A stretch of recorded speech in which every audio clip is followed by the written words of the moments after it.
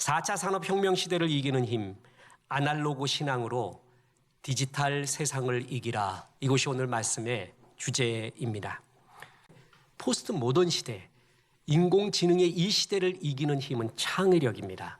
그런데 창의력이라는 것은 이 시대를 잘 활용한다, 디지털의 기술을 잘 이용하고 현실에 잘 접목한다라는 것도 창의력이지만 또 하나의 중요한 창의력이 있는데, 이 디지털이 범람하고 급속도로 확장되는 이 시기에 아날로그적 감성과 아날로그적 신앙을 가지고 있는 개인, 그것 또한 이 시대를 이기는 강력한 창의력이라는 것입니다. 시대의 창의력이라는 것은 시대를 따라가는 것과 시대의 허점, 시대가 누락하고 있는 것을 가지고 있는 힘이에요. 이 시대가 누락하고 있는 힘, 잃어가고 있는 힘, 그게 아날로그입니다. 그 감성과 그리고 그 신앙을 가진 사람, 그것이 큰 창의성이고 이 세상을 이기는 자기관리의 힘이 된다라는 것입니다. 그래서 오늘 교훈은 첫 번째로 아날로그적 감수성으로 디지털 시대를 이기라라는 것입니다. 오늘 본문 11장 14절 다시 보면, 지략이 없으면 백성이 망하여도 지략이 많으면 평안을 누리느니라. 지략으로 번역됐는데 개역 한글에서는 첫 번째는 도략, 두 번째는 모사로 되어 있습니다. 이것이 오히려 저는 원어에 더 맞다고 봅니다. 첫 번째 지략은 하발이라는 히브리어 동사에서 나왔습니다. 하발은 고통스러워하다, 괴로워서 몸을 비틀다. 여기서 나오는 명사형인 타흐뿔라라는 복수형인데 다스림, 통치, 세밀한, 현명한 계획을 의미합니다.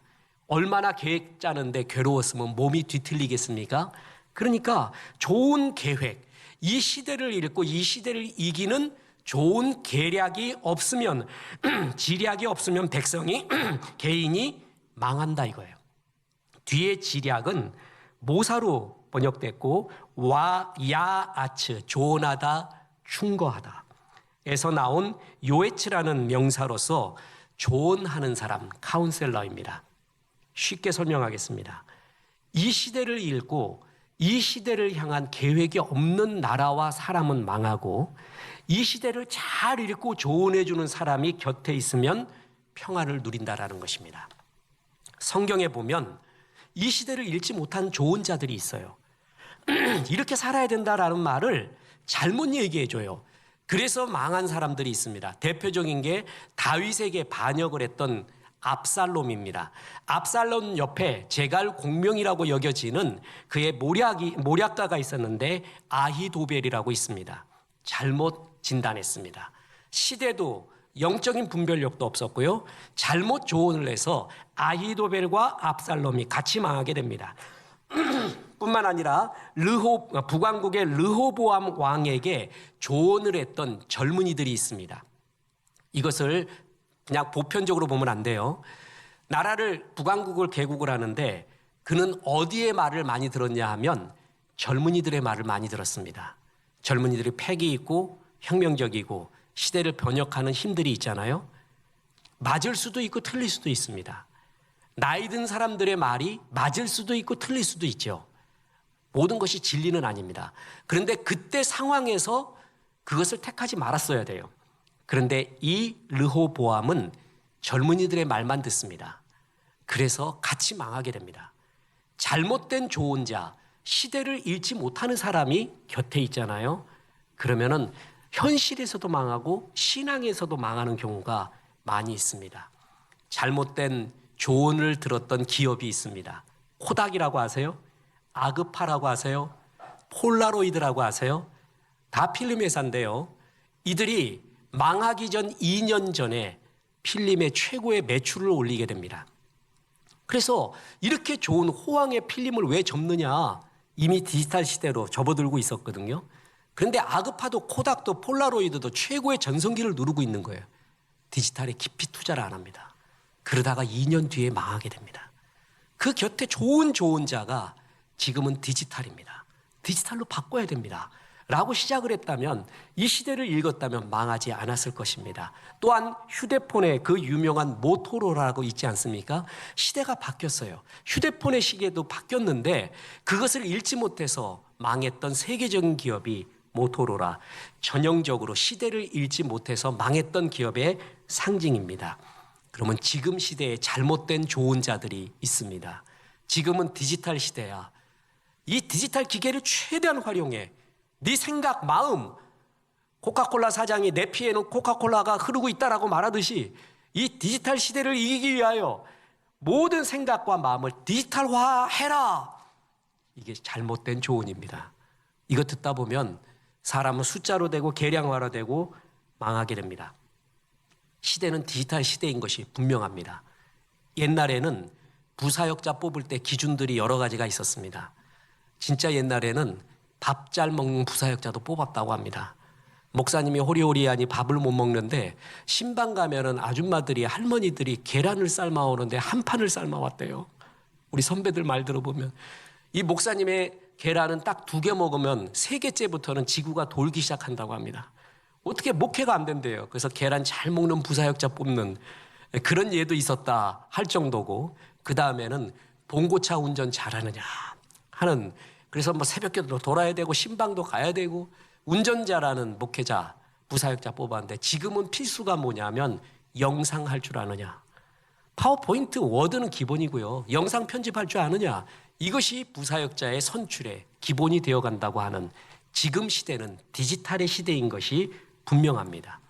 역사학자이자 철학가, 빅히스토리의 대가인 유발 노아 하라리, 대표적인 무신론자, 스토리텔러죠. 이 사람은 이의 시대는 데이터교가 최고다. 데이터가 최고다. 인간도 전부 데이터화할 것이다. 사람 하나하나가 데이터로 취급을 받을 것이다. 데이터의 왕국이다. 그렇지만 그가 못 본 것이 있어요. 그렇게 취급을 받고 있는 우리들이에요. 그렇지만 우리 인간의 마음에는 아날로그의 감성이 있다는 거예요. 그래서 지금 시대의 올바른 도략, 지략, 모략은 뭐냐면 디지털 기술을 최대한 활용해라. 그러나 디지털 기술을 스톱할 줄 아는 힘을 갖고 있어라. 그리고 아날로그적 인간적 감성을 소유해라. 이것이 진정한 조언입니다. 어떤 학자는 디지털과 아날로그의 차이를 이렇게 말했습니다. 디지털은 편리함, 속도, 자동화, 기계화, 정밀한 냉철함의 단어로 표현된다면 아날로그는 단순함, 느림, 그리움, 기다림, 자연적인 것, 연속적인 것을 상징한다. 아날로그의 가장 큰 단점은 느리다는 것, 몸을 써야 된다는 것이고, 가장 큰 장점은 비록 불편하지만, 느리지만 직접 보고 만지고 경험하는 오감의 체험에서 오는 풍부함, 본질, 이렇게 말했습니다. 굉장히 공감을 합니다. 그래서 최고의 IT 업자들, 발명가들은 다른 사람은 다 IT에 물들게 하고 자기들은 아날로그적 삶의 창의성을 추구하는 예가 얼마나 많은지 모릅니다. 잘 아는 애플사의 스티브 잡스는 아이들에게 자기가 만든 아이폰과 아이패드 안 준 걸로 유명합니다. 빌 게이츠 마찬가지입니다. 애들을 14년 동안에 IT 기기를 주지 않았습니다. 15년째부터 줬는데 하루에 시간을 제한해서 줄 정도였습니다.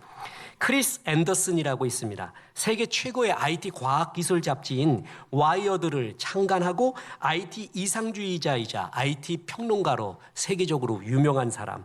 이 사람들도 자녀에게 IT 기기를 사용하지 못하게 하고 자기 서재를 직접 만들어서 온라인으로 책을 주문하지 않고 카탈로그와 종이책을 만지면서 창의력을 배워갔다고 합니다. 데이비 섹슨이 분석한 아날로그의 반격에서 이 세상은 첨단 디지털화와 사람들은 아날로그를 그리워하는 감성 2개로 굉장히 나누어져 간다. 그리고 이제 디지털의 최고의 목표 중에 하나는 얼마나 아날로그화할 수 있겠는가. 그러나 진짜 아날로그를 당해내지는 못할 것이다. 그게 주제예요. 예를 들어서 교육을 얘기할 때 아이들한테 노트북 갖다 놓고 최고의 강사들을 틀어놓으면은 애들이 교육이 되느냐? 그걸 교육이라고 여기는 부모는 아무도 없지 않느냐? 교육은 선생님과 만나야 되고 이야기해야 되고 모순도 느껴야 되고 그런 것 속에서 움직이고 터치가 되고 그때 교육되는 거는 모든 부모는 100% 알지 않느냐. 그래서 이것이 우리를 다 대체할 수는 없다라고 말하고 있습니다. 그렇습니다. 우리 같은 중형교회의 최고의 장점 중에 하나가 뭐냐면 아날로그와 디지털이 융합되어 있다는 것입니다. 이어령 교수가 디지로그라고 말했죠. 디지털 아날로그로 융합한 것이 최고다라고 말했는데 우리 교회 같은 경우 디지털화가 얼마나 잘 돼 있습니까? 방송 시스템 얼마나 잘 돼 있어요? 이메일, 문자, 유튜브 지금 우리가 사용할 수 있는 IT의 모든 툴을 거의 다 사용하고 있습니다. 그래서 위기 때 급할 때 전부 이런 방송으로 하고 문자와 유튜브로 또한 전도의 모든 툴들을 갖고 있다고 자부합니다. 그러나 이런 중형교회의 좋은 장점이 또 뭔지 아십니까? 못지않은 아날로그가 있다는 것입니다. 참 좋아요. 그 대표적인 예가 저는 담임 목사의 친필 사인과 손글씨가 들어간 편지와 엽서 그리고 책이라고 생각하고 있었습니다.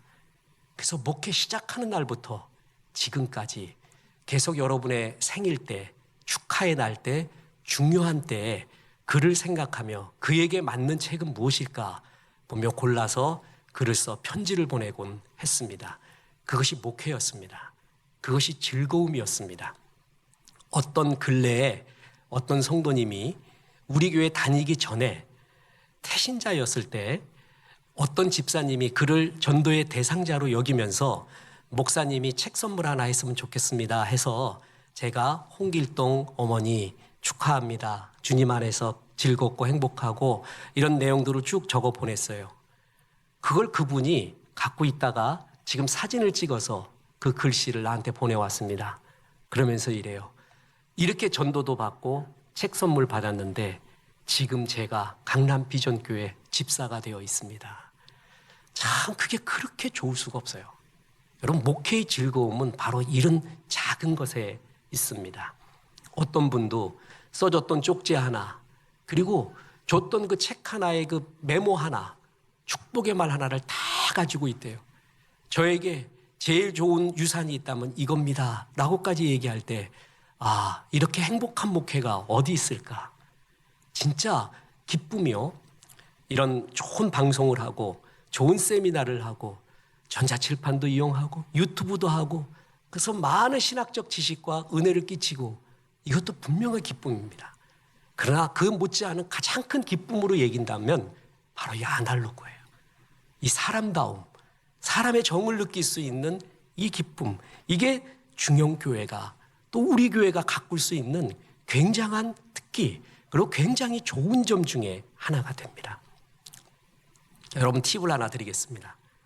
보험하시는 분, 교보생명의 재무 설계가인 지연숙이라는 명예상무가 있는데 아직도 최고의 보험왕입니다. 이 사람이 보험왕이 된 이유가 있었습니다. 그게 바로 손편지였습니다. 그는 한 달에 많게는 1000명의 고객에게 손편지를 보냈습니다. 근데 그것도 보험 잊지 마세요. 우리 보험 최고예요. 또 좋은 상품 나왔어요는 하나도 없고 이런 내용이었습니다. 오늘은 유난히 날씨가 춥네요.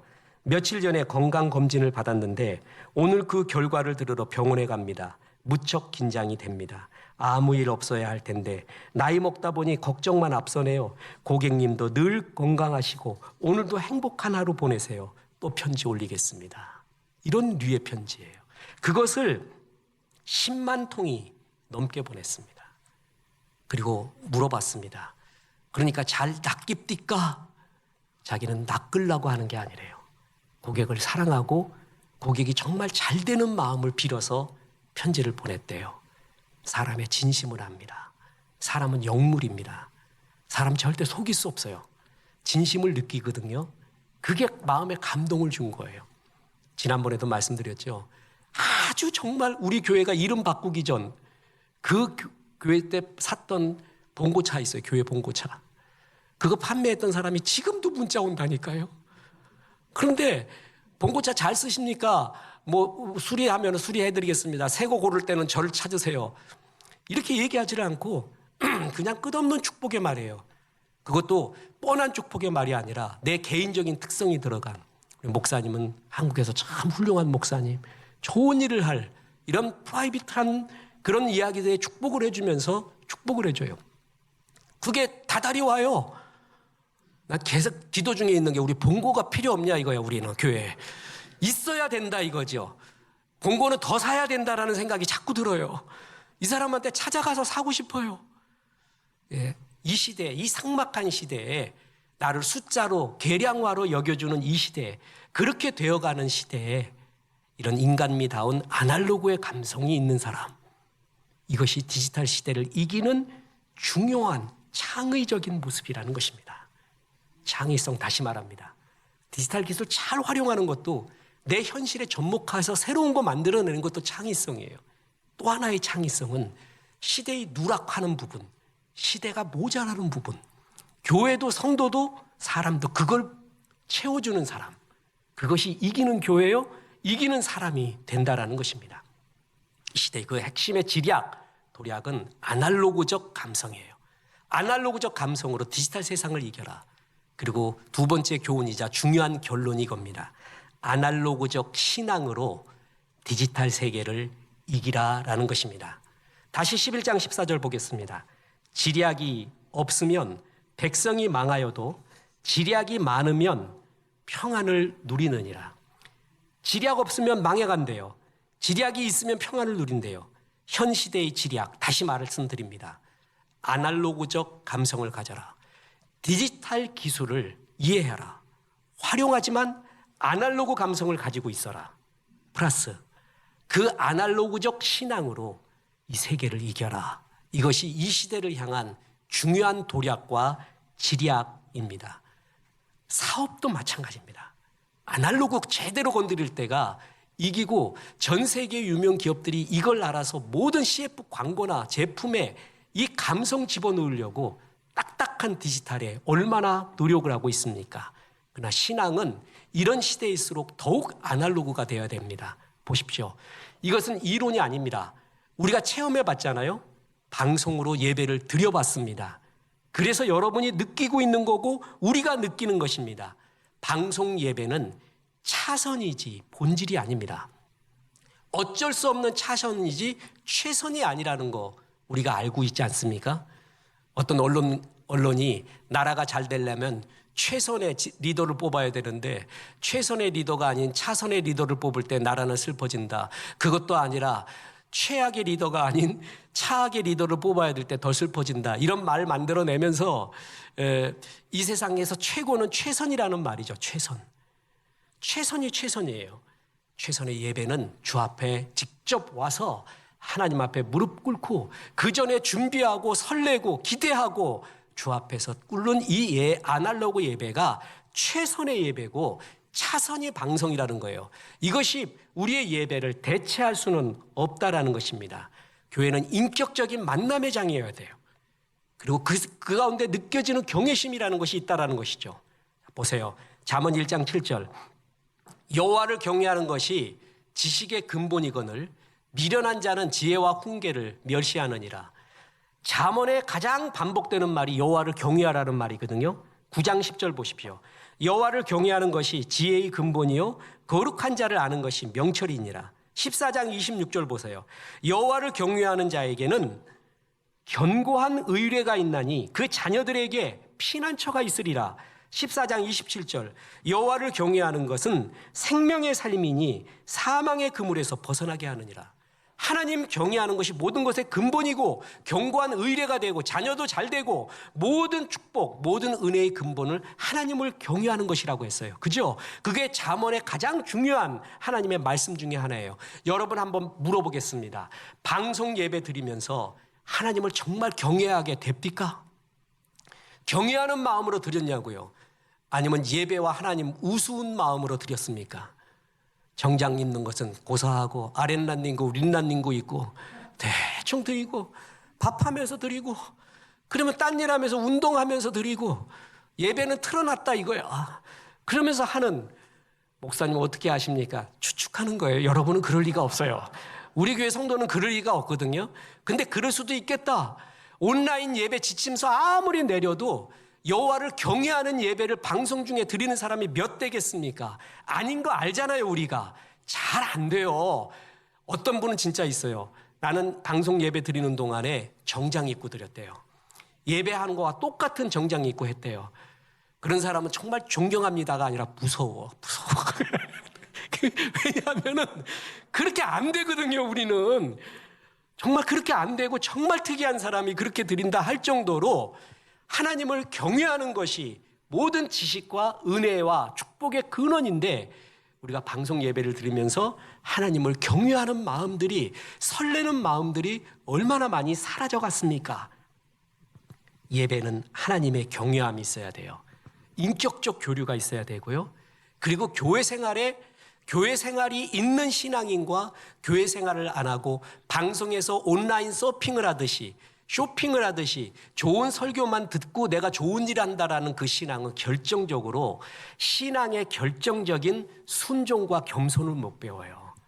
신앙의 핵심은 순종입니다. 그리고 겸손이에요. 그런데 방송으로만 이렇게 젖어 있잖아요. 순종이 뭔지 겸손이 뭔지 몰라요. 자기 좋은 대로만 해요.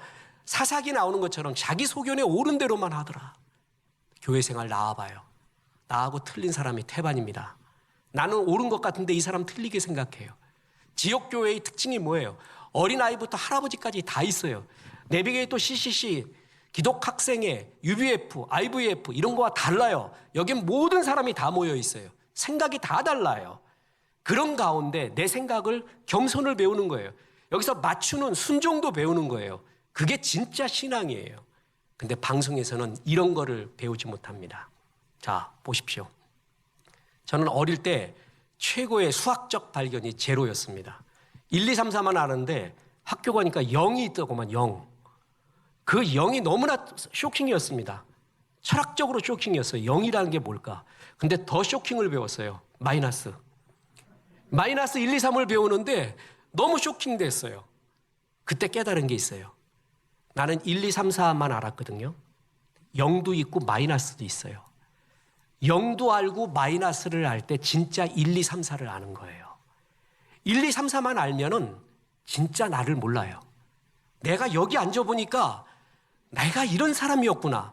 나는 객관적으로 좋은 사람인 줄 알았는데 교회 생활을 몸 부딪히며 하다 보니까 이런 모순도 있고 이런 것도 있고 저런 것도 있고 저런 것도 있구나. 0도 알고 마이너스 1도 알 때 진짜 나를 아는 거예요. 그게 만남이에요.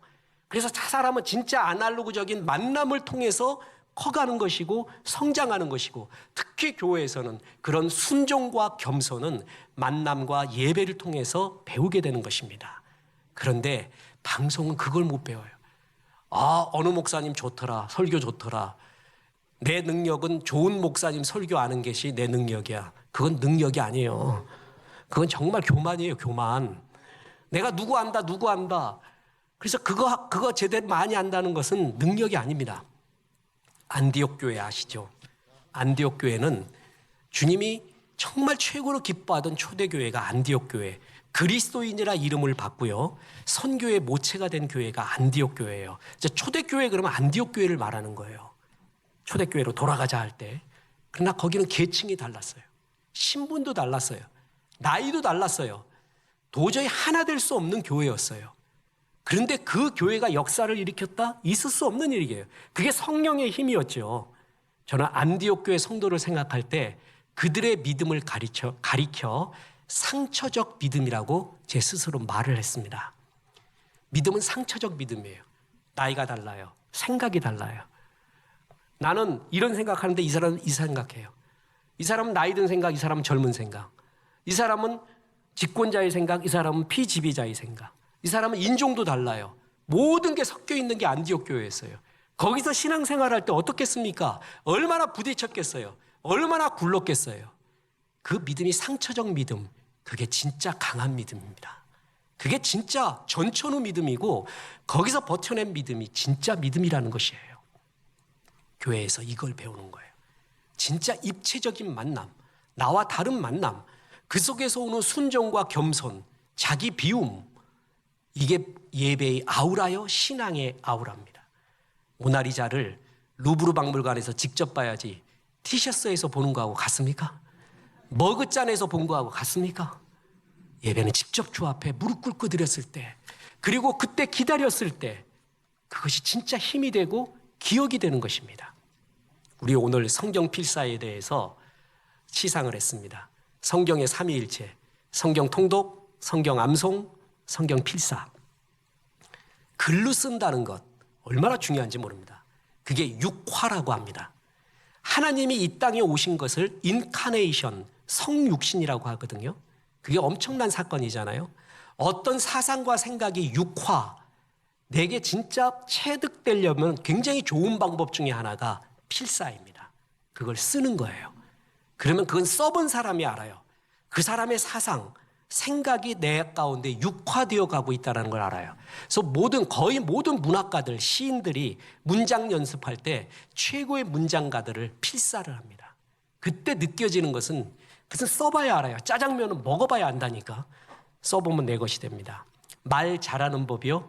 가르쳐 드리겠습니다. 김밥 맛있는 법은 재료가 일단 좋아야 됩니다. 말을 잘하려면 말의 재료가 좋아야 돼요. 좋은 말과 단어를 모으십시오. 모아요. 그 다음에 그걸 필사하세요. 그리고 3번 이상 말로 하세요. 그리고 3번 이상 사람들한테 그 말로 대화를 하세요. 그러면 그 언어가 내 언어가 됩니다. 그게 말 배우는 법이에요. 말에서 승리하는 법입니다. 좋은 말들, 영적인 말들을 필사해 갈 때 얼마나 좋은지 모릅니다.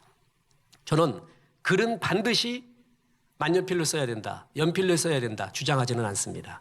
그러나 그것을 쓰는 사람의 기쁨은 이루 말할 수 없다는 것은 압니다. 대표적인 소설가 김훈이라고 아십니까? 칼의 노래, 활의 노래, 공무도화가 우리나라 최고의 소설가 중에 하나죠. 그분은 지금도 연필로 씁니다. 그래서 왜 연필로 쓰세요? 그럼 이런 말을 합니다. 연필로 글을 쓰면 몸이 글을 밀고 나가는 느낌이 듭니다. 인간이 연주하는 음악이 아름다운 건 악기가 몸의 일부로서 작동하고 있기 때문입니다. 근육과 살의 힘으로 나아가는 자전거, 솜씨 좋은 목수의 망치질 역시 그러한 아름다움을 만들어냅니다. 글을 쓰면, 연필로 쓰면 몸이 글을 밀고 나가는 느낌이 든대요. 이거 어떻게 표현해요? 아는 사람만이 아는 기쁨이라는 것입니다. 저는 학생의 전도사시죠. 제가 처음부터 목사가 아니에요. 저도 평신도였고 전도사였고 목사. 우리 교회에서 학생회를 맡았습니다. 그때 집이 김포였습니다. 김포에서 여기 오는데 버스 3번 타고요. 환장한다는 말이 맞습니다. 얼마나 오래 걸렸는지 몰라요. 또 춥고. 우리 학생회 예배가 8시 반이었습니다. 아침. 제가 여기 교회에 딱 도착하면 7시였습니다. 그때부터 하는 게 1시간 동안 학생들을 위해, 교사들을 위해 중보 기도를 시작을 했습니다. 하나하나 다 놓고 기도했습니다. 지금도 그때의 그 학생들, 그 중고등 때의 그 학생들, 집사 되고 아줌마 되고 아저씨 되고 그때의 감성을 잊을 수가 없습니다. 지금도 걔네들은 그 이름을 그냥 불러도 좋겠어요. 그냥 그게 더 정감 있고 좋아요.